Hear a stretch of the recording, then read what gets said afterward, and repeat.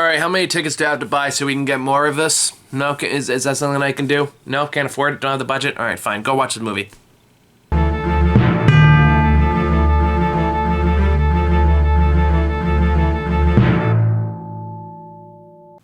All right, so next one on the docket is the Teenage Mutant Ninja Turtle Mutant Mayhem movie, which is the newest animated attempt at a Ninja Turtle movie, and it is fucking awesome. Yeah, I honestly could probably just end the review right there. This movie fucking slaps. I had so much fun at this film. This has been a good year for animated films with Across the Spider-Verse, and this one, good year for movies in general. Granted, I have missed many of them, so I don't know how many bad ones I've missed. I'll go back and I'll find out eventually. But yeah, as far as just adaptations go, this is not just only a really refreshing take on the Teenage Mutant Ninja Turtle franchise, but it's just a really good movie overall. It definitely does take a lot of animation inspiration from Across the Spider-Verse in terms of its lower frame rate and a lot of the design choices, but it still has a design and a aesthetic all its own. It feels like very neon green 80s. That's traditional with the Ninja Turtle brand, but it also kind of feels like it has some design choice from the Cabbage Patch Kids or the Garbage Pail Kids and a lot of 80s memorabilia, while still being a modern story with a modern interpretation of these characters. And it turns out it's kind of like what I said with Prey, which is all they really needed to do to make a good Predator movie was just have the Predator be in a different time period. It's a super easy fix, and it adds so much more interesting elements than the franchise than just trying to make things more complicated. This one follows a very similar suit, which is hey, what if we actually just make these turtles teenagers, have them be played by teenagers, and have them act like teenagers? And that right there creates so much more energy and fun and charm, and you get some kids who are shockingly good actors to play them, and you just really revel in this style. And that's apparently all it took to have a genuinely good Ninja Turtle movie, while also pulling some deep references. I'm not a big Ninja Turtle fan, so I'm sure there's tons of references that I missed and tons of characters I just don't know who the fuck they are. But even I know who the Fly is, and Bebop and Rocksteady and all the other ones on there that I don't know, but I'm sure it's fine. I'm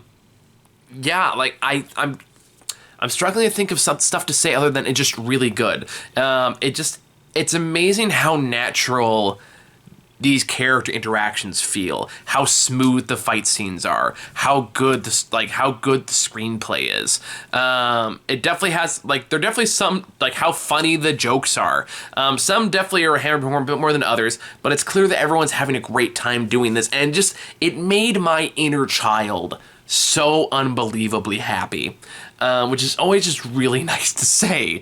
My inner child needs to be happy more, and it turns out just throwing a bunch of action figures and have them just talk like I would when I was a kid playing with these action figures is a good way to do it.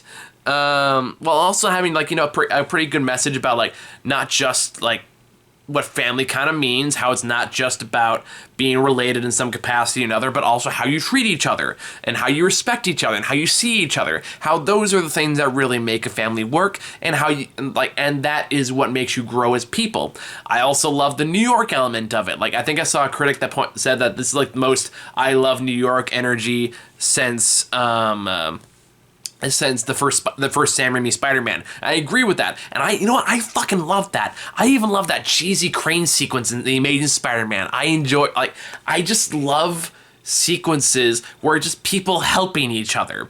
And people showing that they are worthy of being helped, that people can be good and right people if given proper direction. And while it may be reflected in the real world, it's still cool to see when it happens in fiction. And this scene has a very good arc with that, especially with Splinter and his character arc of learning that humans can accept them, that humans can be accommodating, humans can welcome them into society. Maybe just not quite in the way he envisioned. And that there are places for his children out there. This is a movie about fatherhood. This is a movie about family. And this is a movie about how to create one that is strong, that's sustainable, that doesn't just exist for its own merit, doesn't just exist because you say, oh, we're family, so therefore we have to love each other. It's like, no, it's not that simple. We have to support each other. We have to understand each other. We can't force our idea of what a family is onto each other. It has to come from everyone's input. And the way they capture that, I loved it. I fucking love this movie. The finale's great. The act sequences are great. It's so well paced. It gets a lot done in an hour and a half.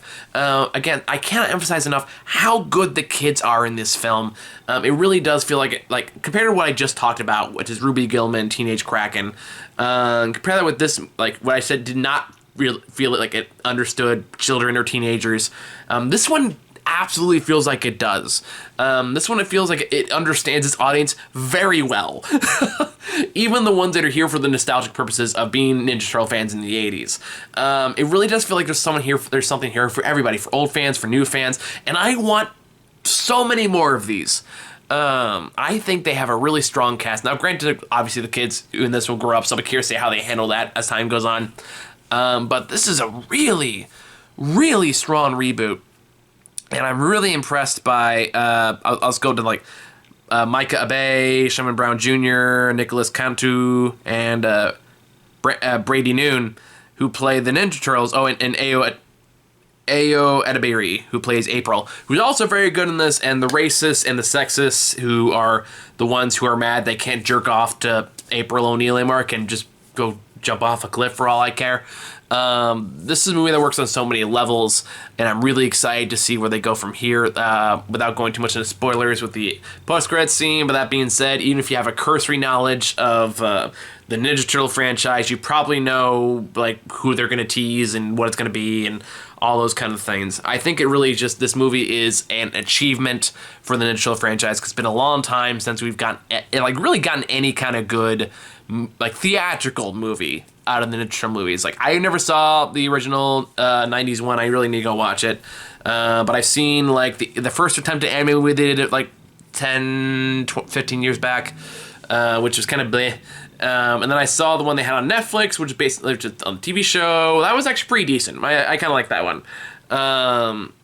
And of course the Michael Bay movies, which I enjoyed for what they were, or at least the second one. Even though I acknowledge it's not a good movie, and it did kind of make the mistake of making the turtles themselves just be like way too old.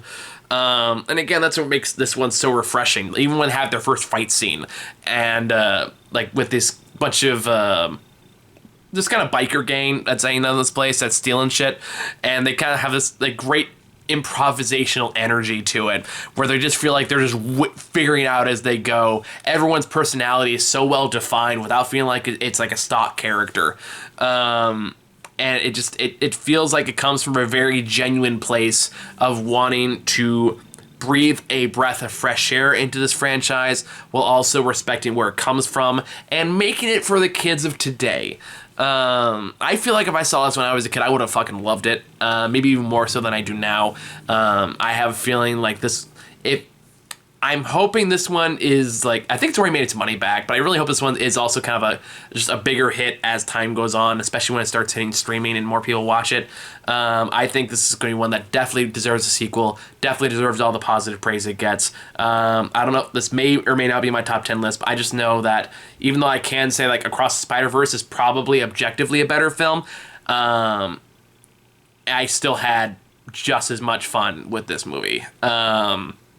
And I would gladly go see it again. I think it's a ton of fun. So, yeah. I mean, I guess one benefit of doing these by myself is the reviews tend to go a lot quicker. So, I think that's all I have to say. Teenage Mutant Ninja Turtles. If you haven't seen it yet, please go out and see it. Support films like this. Support creative interpretations of franchises. And just, yeah, really just give this movie your money. Make it a success. Show people this kind of stuff you want. People that has heart and soul and good characters and good writing. And good animation. The animation is gorgeous. And the positive energy and just all these things. I love this movie so much. And a kaiju, which isn't a spoiler. It's in the trailer. And any movie with a kaiju is automatically amplified in my book. It doesn't matter what it is. I even gave Independence Day 2 a slight pass because it ended with a kaiju battle. So you know, that's a little bit of bias, I'll acknowledge, but I'm still gonna say that's a point in its favor. So Mutant Mayhem, fucking great, loved it. Bye.